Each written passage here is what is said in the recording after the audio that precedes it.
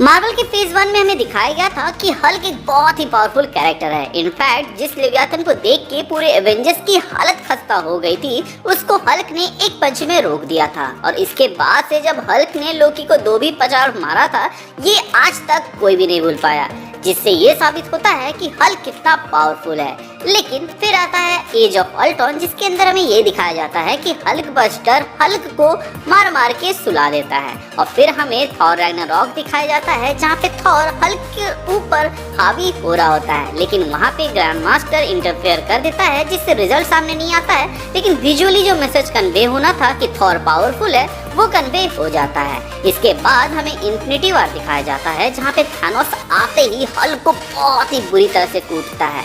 वहाँ पे थॉर भी पिटा था, लेकिन उस पे किसी का ध्यान नहीं जाता, क्योंकि हम लोग शुरू से देखते आए हैं कि हल्क एक पावरफुल कैरेक्टर है, और उसको वहाँ पर उस तरह कुटाई खाते देख जो रेस्पेक्ट हल्क के लिए थी वो थोड़ी सी कम हो जाती है। और उसके आगे का तो बात नहीं करे तो बेहतर है, क्योंकि हम लोग ये उम्मीद लगाए बैठे कि हल्क आगे जाके अब पावरफुल दिखाएगा, अब पावरफुल दिखाएगा, लेकिन मार्वल वालों ने कुछ भी नहीं किया। उल्टा शी हल्क में जो मजाक बनाया है उसके बारे में तो मैं बात भी नहीं करना चाहता। हालांकि मैं आपको ये सारी बातें इसलिए बता रहा हूँ क्योंकि मैं आपको यहाँ पे एक पैटर्न दिखाना चाहता हूँ, और वो पैटर्न ये है कि जब भी मार्वल वाले किसी कैरेक्टर को पावरफुल दिखाते हैं, तो इसका मतलब ये है कि आने वाले समय में जो मेन विलन होगा वो उसकी अच्छी से खटिया खड़ी करने वाला है। एंड मुझे ये बताने की जरूरत नहीं है कि थॉर रैग्नारॉक से जो पावर ऑफ थॉर को मिला है वो उससे कितना ज्यादा पावरफुल हो चुका है। और ये बात भी साफ है कि अगला बिग बैड और कोई नहीं बल्कि कैंग होगा, मतलब कि अब कैंग थॉर को कूटेगा। एंड मैं ये बात हवा में नहीं कह रहा, मार्वल वालों ने एक क्लिप रिलीज किया है एंटमैन एंड वास्प क्वांटमेनिया का, जिसमें कैंग बोलता है कि मैंने तुम्हारे जैसों को पहले भी हराया है, क्या तुम हथौड़ा लेकर घूमते? Have I killed you before? You're not the one with the hammer. It's Thor. जिससे ये समझ में आता है कि कैंग थॉर से पहले भी लड़ चुका है और उसको शायद तक ठिकाने भी लगा चुका है। अब देखा जाए तो थॉर गॉड है, तो ऑब्वियसली वो बाकी एवेंजर्स से स्टैंड आउट करेगा। प्लस कैंग का ये याद रखना कि एक बंदा हथौड़ा लेकर आया था, उससे लड़ने के लिए इम्प्लाइज कि कैंग को भी मशक्कत करनी पड़ी थी थॉर को हराने में।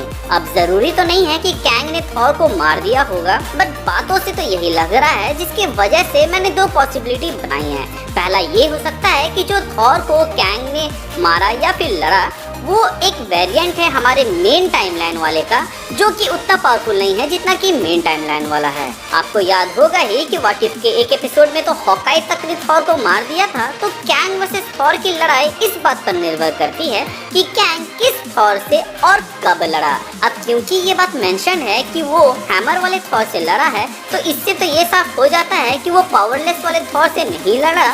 तो मेरे ख्याल से कैंग ने थॉर को रैग्नारॉक से पहले वाले इवेंट में मारा होगा, क्योंकि वो थॉर उतना पावरफुल नहीं था जितना रैग्नारॉक वाला थॉर था। हालांकि रैग्नारॉक वाला थॉर भी हमें पिटते हुए दिखा है थानोस के हाथों, बट जो थॉर हमें पिटते हुए नहीं दिखा है वो है इन्फिनिटी वॉर वाला थॉर।